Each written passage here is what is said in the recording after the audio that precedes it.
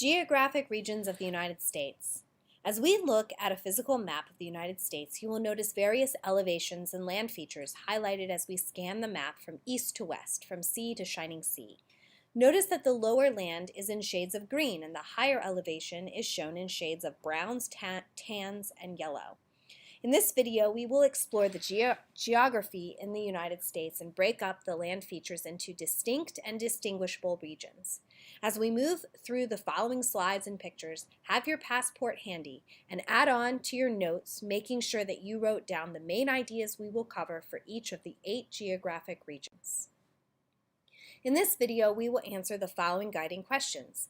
What are the geographic regions in the United States? What does the land look like in these regions? And why might travelers visit various locations within these regions? As you begin brainstorming for your Plan a Trip project, consider the different regions and what they have to offer visitors. Suggestions will be given for each of the regions that may spark an idea to inspire your trip planning for the upcoming project. So let's get started. The coastal plain stretches along the eastern seaboard of the Atlantic Ocean.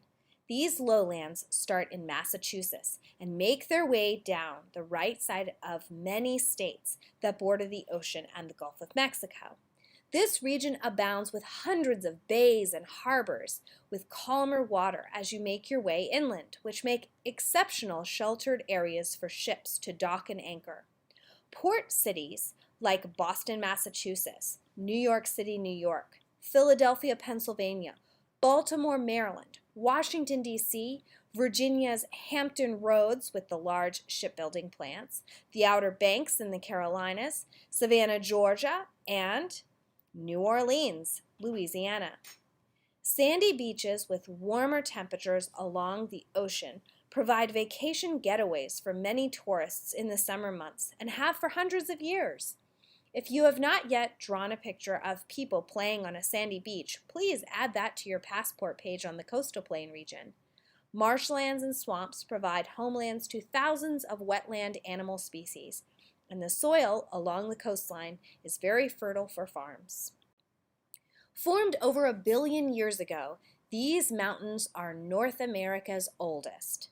Old and eroded, the Appalachian Mountains are located west of the coastal plain and often share the same states that form the coastal plain. They are rounded peaks covered with thick forests. The Appalachian Highlands run from Maine down through Georgia. Depending on where you are in these states, the Appalachian mountain ranges share different sections and have various names. The Appalachian Mountains in Vermont are called the Green Mountains. In New York, the mountains are called the Adirondack Mountains and the Catskill Mountains. In Maryland and Virginia, they are referred to as the Blue Ridge Mountains. In North Carolina and Tennessee, the mountains are called the Great Smokies. If you have not yet drawn rounded mountains on your passport for this section, now is the time. The Appalachian Highlands are the perfect spot to take a family vacation to enjoy the outdoors, sightseeing, hiking, canoeing, camping, fishing, and other recreational activities. They would make a trip very memorable. Go in the winter months when there is snow on the ground and enjoy skiing, snowboarding, snowmobiling, and snow tubing together. Created by giant glaciers, the rivers of ice and rock from the Ice Age left behind a rock shield known today as the Canadian Shield, as most of it is located in Canada, wrapping around the Hudson Bay.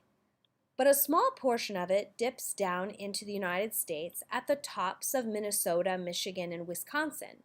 This large curved area of very old rocks has very little soil underneath the ground from these ancient rock forms.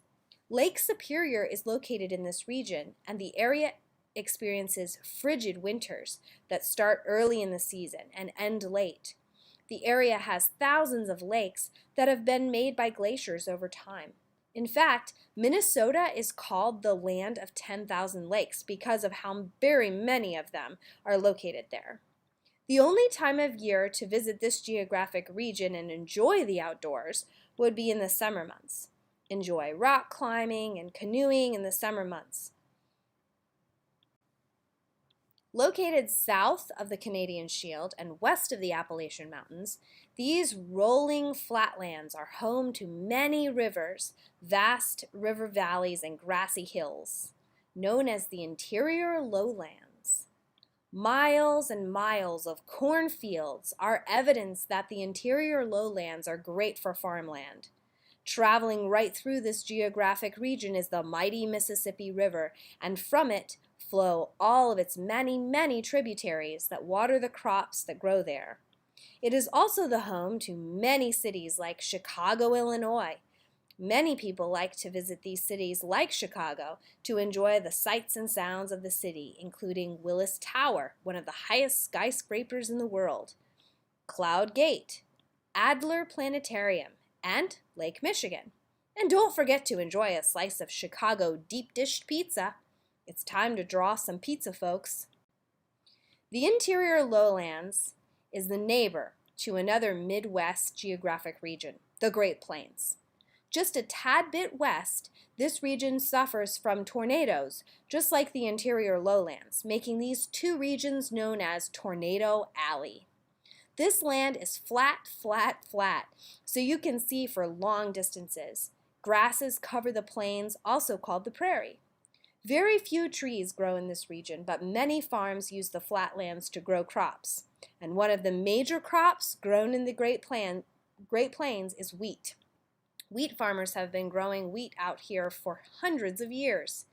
It's no wonder that this area is called America's breadbasket. Have you drawn a wheat field in your passport yet? If so, now is the time. Bison used to graze on the prairie grass and was a common natural resource for Native Americans living in this region. The flatland gradually increases in elevation as you head west, and that's where you can find Mount Rushmore in South Dakota. For those going on a trip here, some famous sites may be some of the places that Laura Ingalls Wilder from Little House on the Prairie lived with her pioneer family during the 1800s. The Rocky Mountains are located west of the Great Plains. These rugged mountains are home to the bighorn sheep and steep, rugged mountains that stretch from Alaska almost to Mexico. A jagged series of snow-capped peaks, these mountains don't have trees growing on their summits. Home to the Continental Divide, the Rocky Mountains are for experienced mountain climbers. Be careful not to run into a grizzly bear, though. Have you included one in your passport for the Rocky Mountains page yet?